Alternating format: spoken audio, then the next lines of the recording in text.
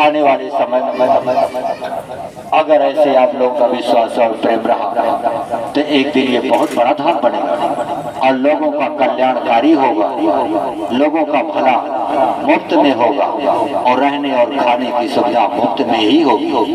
जो लोग आएंगे फ्री में खाएंगे और फ्री में 3 दिन रहकर हाजिर लगाकर चले जाएंगे और लोगों का कल्याण होता ही रहेगा।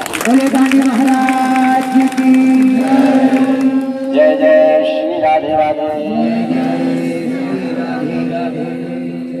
ओम नमो नारायण।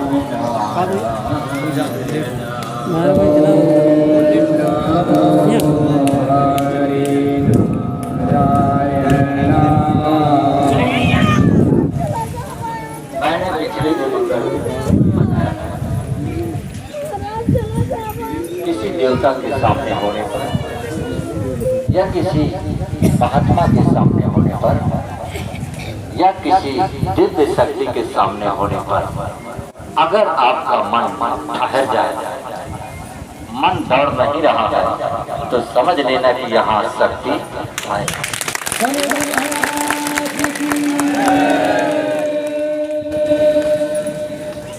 आप लोग बैठे हैं, क्या आप लोगों का मन भाग रहा है? स्थिर है ना? दौड़ तो नहीं रहा। यही दृष्टिपात है। महाराज जब रहते हैं तो ऐसे नजर से सबकी आंखों में ऐसे दृष्टिपात करते चलते हैं तो सबका मन ठहर जाएगा, मन ऐसे शांत हो जाएगा जैसे कोई चिंता ही नहीं, कोई फिक्र ही नहीं और हमें कुछ हुआ ही नहीं। क्या कहें क्या ना कहें, क्या सवाल है क्या नहीं है, ऐसे हालात हो जाए तो समझ लेना। मैं ये नहीं कह रहा हूँ कि मेरे हिसाब से जहाँ कहीं भी किसी संत के पास जाओ, किसी धाम में जाओ या किसी महात्मा या किसी शक्ति से सामने खड़े जब बैठोगे तो आपको यही अनुभव होना चाहिए। अगर ये होता है तो मान लेना कि यहाँ पर शक्ति है या इस व्यक्ति में शक्ति।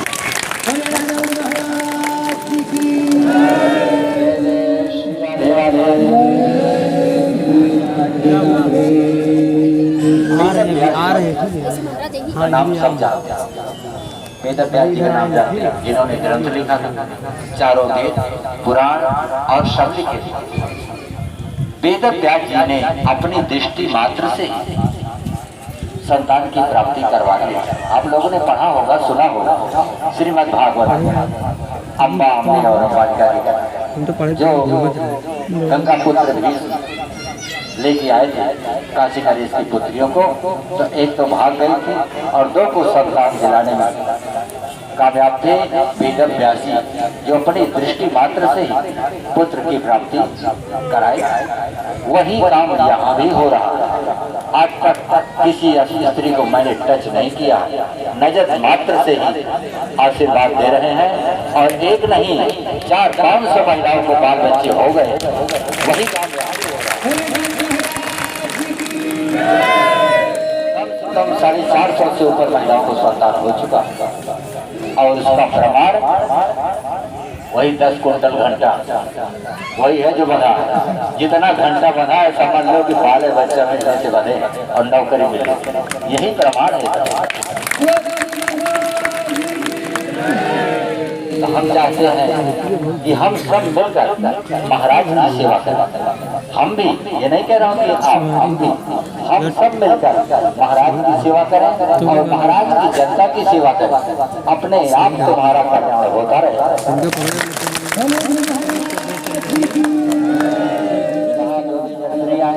उनकी सेवा करें, हम सब मिलकर पानी पिलाएं, भोजन बनवाएं, खिलाएं, सभी लोग साफ सफाई रखें और सुचारू रूप से सबको बैठाने का काम करें। तो ये चीजें होगी। आज मुझे एक चीज और दिख रहा है, अभी महाराज बता दिया कि अब आपको जमीन में बैठने की जरूरत नहीं होगी। महाराज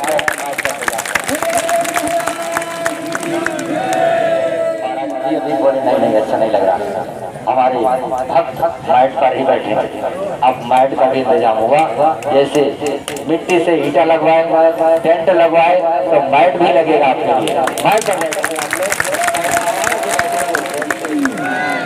और बैठकर आराम से महाराज का नाम लोगे, भजन करोगे, और वही भगवती जो हवन की है वो बटा करेगी। मंगलवार अमावस्या 8-9 कुंटल हवन होता है, लेकिन 3 मंगर भभूति नहीं चलती।